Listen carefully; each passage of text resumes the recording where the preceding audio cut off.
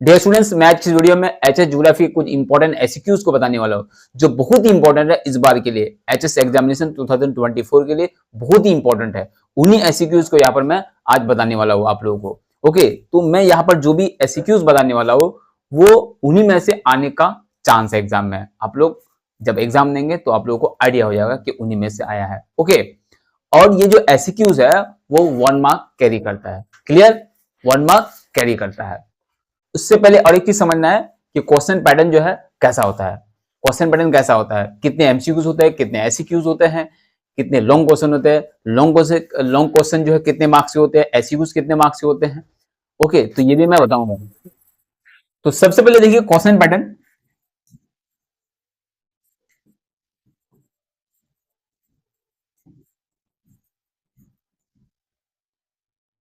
तो 3 टाइप्स के क्वेश्चन होते हैं। सबसे पहले एमसीक्यूज, उसके बाद एसक्यूज, उसके बाद लॉन्ग क्वेश्चन। तो मैं कितने मार्क्स का होता है वो भी बताऊंगा। सबसे पहले देखिए एमसीक्यूज। एमसीक्यूज तो एमसीक्यूज कितने होते हैं? 21। तो एमसीक्यूज कितने होते हैं? 21। 1 इंटू 21। तो कितने मार्क्स मिलेंगे इसमें? 21 मार्क्स मिलेंगे। उसके बाद देखिए क्वेश्चन नंबर 2 में जो रहेंगे वो रहेंगे एसक्यूज।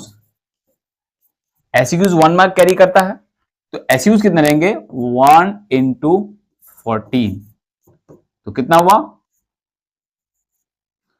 तो अब इन दोनों को प्लस करके कितना होता है? 35। कितना होता है? 35। अब बचा कितना? अब जो क्वेश्चन नंबर 3 में है लॉन्ग क्वेश्चन जो है एलएक्यू जो है, एलएक्यूज कितने होते हैं? 7 इंटू 5। तो कितना हुआ? 35। तो एलएक्यूज 7 मार्क्स के होते हैं। कितने मार्क्स के होते हैं? 7 मार्क्स के एलएक्यूज है। मतलब लॉन्ग क्वेश्चन जो ज्योग्राफी में है वो 7 मार्क्स के होते हैं। जितने भी सब्जेक्ट आप लोगों ने देखा है जैसे कि हिस्ट्री है, ज्योग्राफी हिस्ट्री है, पॉलिटिकल साइंस है और भी फिलोसफी है, तो इनमें क्या है जो लॉन्ग क्वेश्चन है वो 8 मार्क्स के है, लेकिन ये ज्योग्राफी में जो है उसमें 7 मार्क्स के लॉन्ग क्वेश्चन है। ओके, तो और तो लॉन्ग क्वेश्चन में कितने मार्क्स मिलेंगे? 35 मार्क्स मिलेंगे। तो टोटल जो है 5 क्वेश्चन रहेंगे और हर एक क्वेश्चन में जो मार्क्स होंगे वो क्या है? 7 मार्क्स होंगे। और 7 मार्क्स कैसे डिवीजन होंगे? 2 + 2 + 3 ऐसे भी हो सकता है, या फिर 4 + 3 भी हो सकता है। ओके, या फिर 4 + 1 + 2 भी हो सकता है, ऐसे भी हो सकता है। ओके, तो इस तरह से रहेगा, या फिर 5 + 2 ऐसे फॉर्मेशन हो सकता है, मतलब डिस्ट्रीब्यूटेड होगा। ये जो 7 मार्क्स है, एक क्वेश्चन में जो 7 मार्क्स है वो अकेले जो है एक क्वेश्चन में नहीं रहेगा, उसमें ऐड रहेगा, 2-3 क्वेश्चन जो है ऐड रहेगा। मिनिमम जो है 2 और मैक्सिमम 2-3 4 भी हो सकता है। क्लियर, तो ये चीज आप लोगों को समझना है। तो ये जो एमसीक्यूज है वो भी 1 मार्क्स कैरी करता है, जो एसक्यूज है वो भी 1 मार्क्स कैरी करता है। तो एमसीक्यूज कितने हैं? 21, तो मार्क्स मिलेंगे 21। उसके बाद देखिए एसक्यूज जो है 14 रहेगा, 1 मार्क कैरी करता है, तो कितना होगा? 14। तो टोटल मिलाकर कितना होगा एमसीक्यू और एसक्यू को? वो होगा 35। क्लियर, और जो एलएक्यू है लॉन्ग क्वेश्चन जो है वो 35 मार्क्स मिलेंगे। तो क्वेश्चन कितना रहेंगे? 5, और हर एक में कितना मार्क्स मिलेंगे? 7 मार्क्स। तो अब देखिए जरूरी नहीं कि जो 7 क्वेश्चन है लॉन्ग क्वेश्चन, 5 क्वेश्चन है लॉन्ग क्वेश्चन, तो 5 ही नहीं रहेगा, किसी किसी में और रहेगा। मान लेते हैं बी में और है, सी में और है, डी में और है। ओके, तो टोटल ज्यादा क्वेश्चन रहेंगे, लेकिन 5 क्वेश्चन नहीं रहेंगे। 5 क्वेश्चन का आंसर आप लोगों को करना पड़ेगा। तो क्लियर। अब आप लोग बोलेंगे कि तो इसमें तो टोटल 70 मार्क्स हुए, तो ज्योग्राफी में, एचएस ज्योग्राफी में कितने मार्क्स हुए? Total 70 marks. तो और बाकी सब्जेक्ट में 80 मार्क्स था, लेकिन इसमें 70 मार्क्स कैसे? इनमें क्या है 30 मार्क्स जो होता है वो क्या क्या होता है? प्रोजेक्ट प्लस प्रैक्टिकल, इन दो को मिलाकर जो है 30 मार्क्स मिलता है। तो 30 + 70 100। क्लियर। अब बाकी सब्जेक्ट में 20 ओनली प्रोजेक्ट होता है। इसमें क्या है?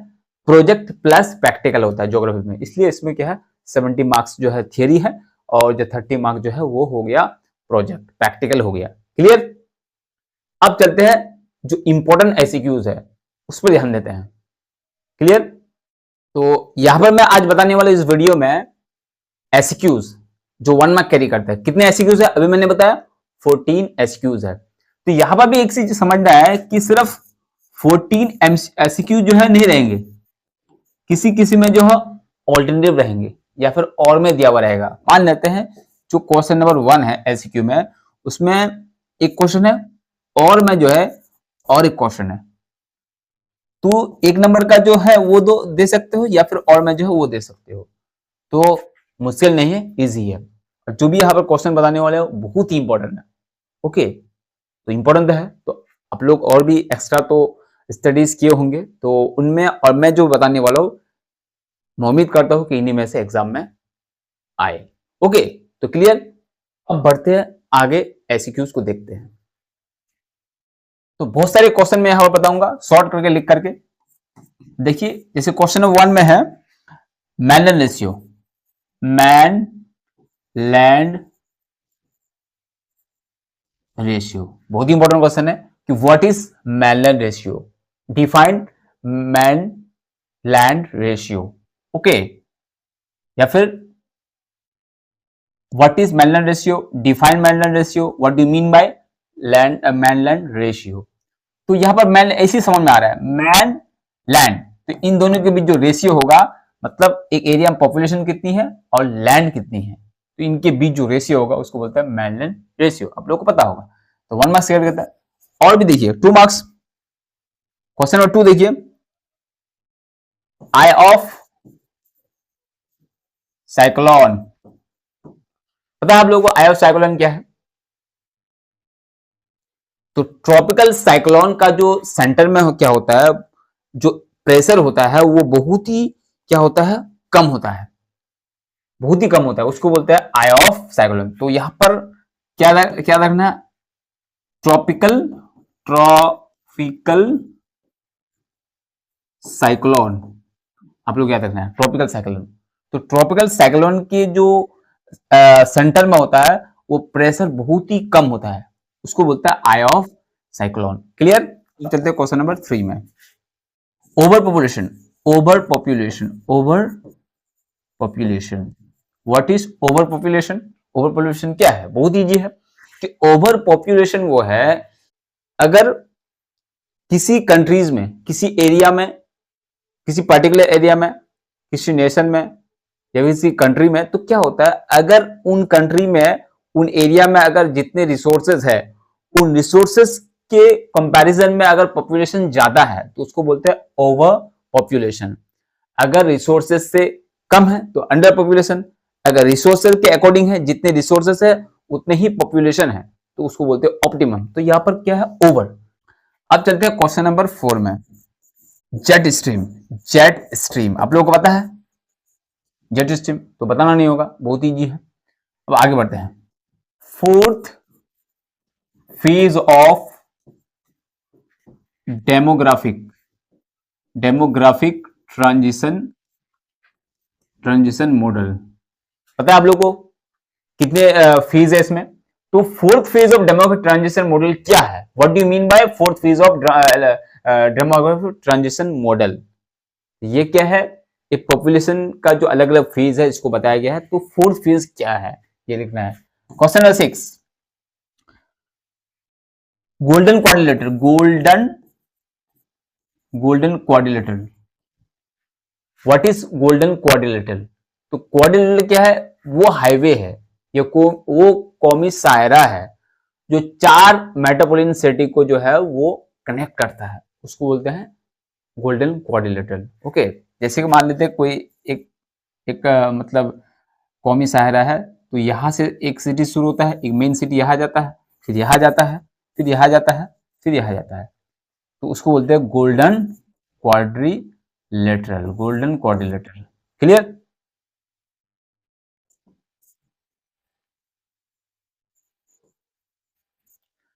अब चलते हैं क्वेश्चन नंबर 7 में, material index, material index.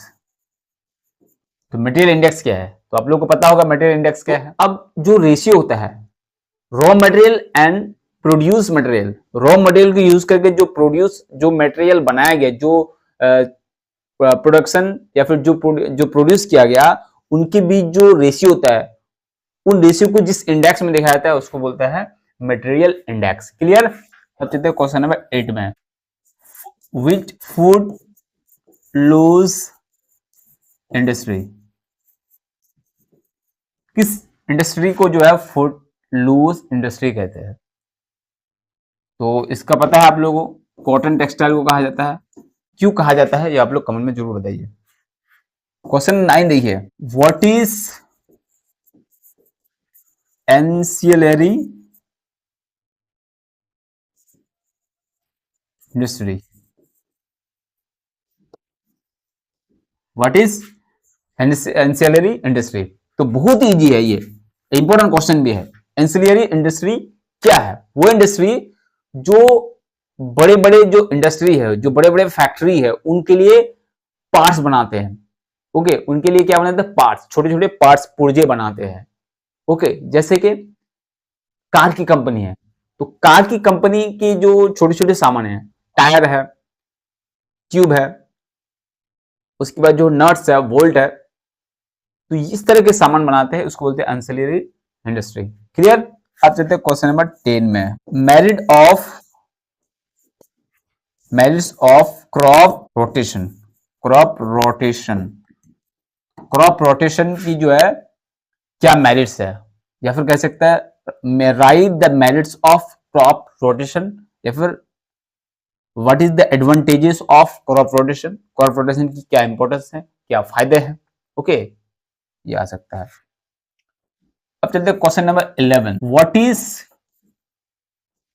What is crop rotation? Crop rotation क्या है? 12 है ओजोन होल। ओजोन होल क्या है? पता है, ओजोन जो लेयर है उसमें क्या होता है, ग्रीन हाउस गैस की वजह से, अलग अलग गैस की वजह से इसमें जो है ये जो लेयर है ये क्या हो गया, थिन हो गया है, पतला हो गया है, तो उसको बोलते हैं ओजोन होल। क्लियर? अब चलते हैं क्वेश्चन नंबर 13। इल्यूविएशन बहुत इंपॉर्टेंट सवाल है। इल्यूविएशन क्या है आप लोगों को पता होगा। Question number 14। What is humus? आप लोग पता है ह्यूमस क्या है? तो ह्यूमस क्या है? Plants, dead plants, dead animal, ये सर्कल का क्या है, मिट्टी बन जाएंगे, तो उसी को बोलते हैं ह्यूमस। इस प्रोसेस को बोलता है ह्यूमिफिकेशन। पता है? तो ह्यूमस, उसके बाद ह्यूमिफिकेशन, आप लोगों को याद रखना है। ह्यूमिफिकेशन, ह्यूमस क्या है कि जो भी डेड प्लांट्स है, जो भी डेड एनिमल्स है, तो वो उस तरह क्या होंगे, मिट्टी बन जाएंगे, सॉइल बन जाएंगे, या फिर सॉइल में ऐसी तरह मिक्स हो जाएंगे, मिक्स करके मतलब, या फिर फर्टिलाइजर बन जाएंगे, तो उसको बोलेंगे ह्यूमस। और इस प्रोसेस को बोलते हैं, ह्यूमस बनने की जो प्रोसेस है उसको बोलते हैं ह्यूमिफिकेशन। यहां पर मैं 2-3 चीज बताई एक ही क्वेश्चन में। क्लियर हो गया? नेक्स्ट क्वेश्चन में चलते हैं। फ्लड।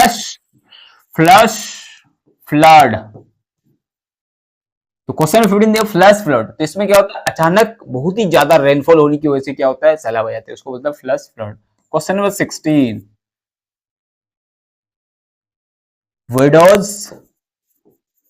Widows water. पता है आप लोगों को, जो वाटर टेबल है उसी में ये जो है इसके बारे में डिस्कस किया गया है। Examples of biodiversity hotspot. Examples of biodiversity hotspot, ये आप लोगों ने 10 में भी पढ़ा है, लाइफ साइंस में, तो इस ज्योग्राफी में भी है बायोडाइवर्सिटी हॉटस्पॉट। तो बायोडाइवर्सिटी हॉटस्पॉट उन एरिया को कहते हैं जहां पर बहुत ही ज्यादा बायोडाइवर्सिटी है, लेकिन ह्यूमन एक्टिविटीज की वजह से वहां पर जो बायोडाइवर्सिटी है उसको जो है वो डेंजरस हो, मतलब वो खतरे में है, उसको बोलते हैं बायोडाइवर्सिटी हॉटस्पॉट। तो कौन कौन एरिया है, तो मैं ये भी बता देता हूँ, टोटल जो बायोडाइवर्सिटी हॉटस्पॉट है पूरे वर्ल्ड में वो 34। उनमें से 34 में से जो है 4 जो है इंडिया में है। तो इंडिया में एग्जाम्पल लिखना है, संडरलैंड है, एक मैं बता दिया और एक कमेंट करके आप लोग बताइए। Question number 18, टम्बोलो। टम्बोलो, टम्बोलो क्या है, बोल दीजिए। 19, एक्यूफर। एक्यूफर क्या है, एक्यूफर क्या है, तो आप लोग पता होगा। क्वेश्चन नंबर 20 देखिए, बायोडाइवर्सिटी हॉटस्पॉट मैंने अभी बताया, बायोडाइवर्सिटी जो है, बायोडाइवर्सिटी हॉटस्पॉट क्या है। 21, कोरल रीफ।